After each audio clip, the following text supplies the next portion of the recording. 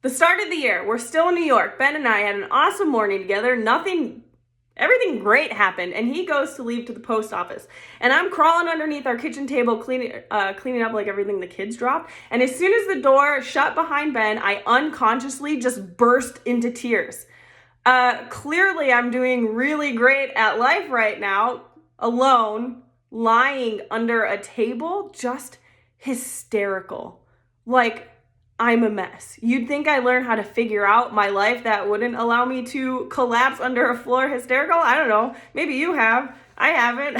And honestly, I was glad Ben wasn't there. Not because I was embarrassed or because he would have judged me or anything like that, but I think the weight of my current to-do list was too heavy that I was just too tired and too overwhelmed to try and explain it in words. I was glad he wasn't there because I didn't think I could explain it like in the way that he would really understand. In this moment, I'm alone.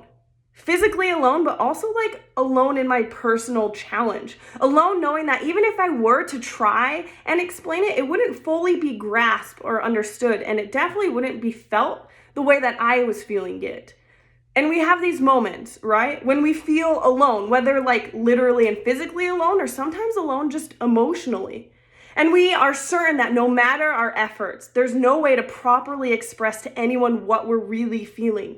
Challenges stink like regardless, but feeling by yourself in them is what makes them feel even more difficult. So as I'm crying, thinking of a book deadline I'm missing when I don't even know what I'm writing about, I didn't even know what my book was about at this time, and I missed my deadline. And feeling like so overwhelmed with the reality of a positive pregnancy test I just took the night before.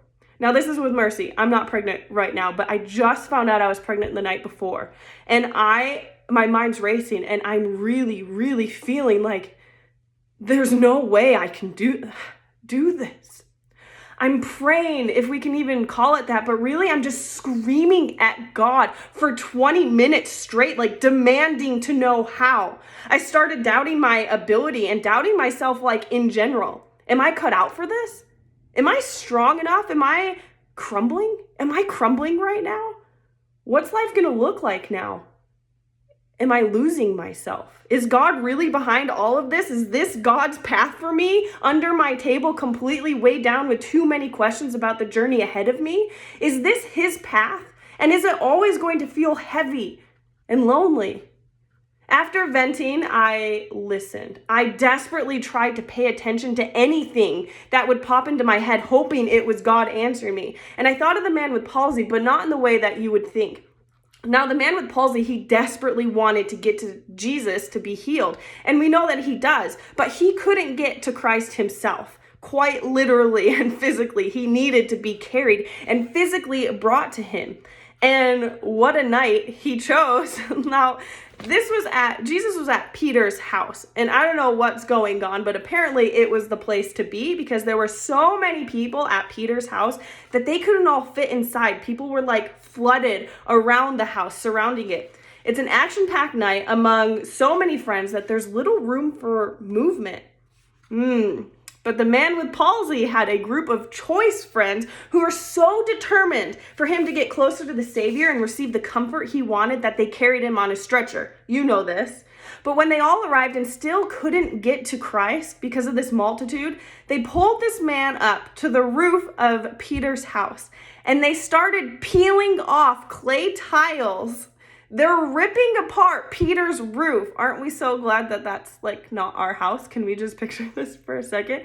And they're making a hole in the roof of his house big enough for a grown man on a stretcher to be lowered down. And if that's not a visual of like love and support of those around you, I don't know what is. So Ben comes home, and although I'm no longer crying, I'm still on the floor underneath the table. And I just have the craziest hair, the reddest, ugly cry eyes I think to anyone has ever seen, and I just have snot, like not dried snot, all down the sleeve of what I was wearing. And neither of us said anything. We just like looked at each other, and then he just crawled under the table next to me. He just got under the table with me, and he rubbed my back. He met me where I was and comforted me and lifted me. And that's when I was reminded of all the too many times when this exact thing has happened. It's laughable, embarrassing how many times the same thing has happened. Maybe not under a table, but when him coming to me in my tears, or how many times it was his shirt and his sweater he was wearing that had my snot drying on it, and all the prayers he said over my challenge, like what a cycle I've put him through. But then it hit me. Not only did I not need to explain myself, and I wasn't actually alone, but like the man with palsy, I got myself a good support system who was determined to see me heal and succeed and move closer to Christ. And perhaps it's correct that he doesn't know exactly what I'm feeling, but who says that's a qualifying factor when he, like the man with palsy's friends, knows where I want to go? How important it is to seek after and cultivate these determined friendships that will literally lift us up. Even if it's as though we are dead weight on a stretcher, they carry us. They are determined to see us be healed and succeed and make steps closer to the Savior at those times when we feel like we can't do it ourselves. Do we have people like that in our lives right now? Do adjustments need to be made? Do more efforts need to be made? It's worth the effort.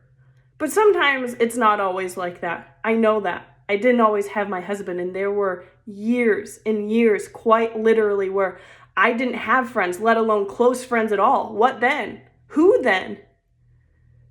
Through it all, we have a one-by-one God. A God who comes to us when we're down in the dirt, trampled by a crowd, when we're just simply trying to reach for him. We have a one-by-one God who comes to us when we are alone at a well.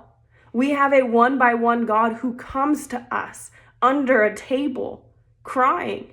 And unlike my husband and unlike those in our lives, no matter how resilient and dedicated they are, Jesus actually does know exactly and perfectly. He knows what we're going through, and he does know what we're feeling without explanation. He knows all of us because he created all of us.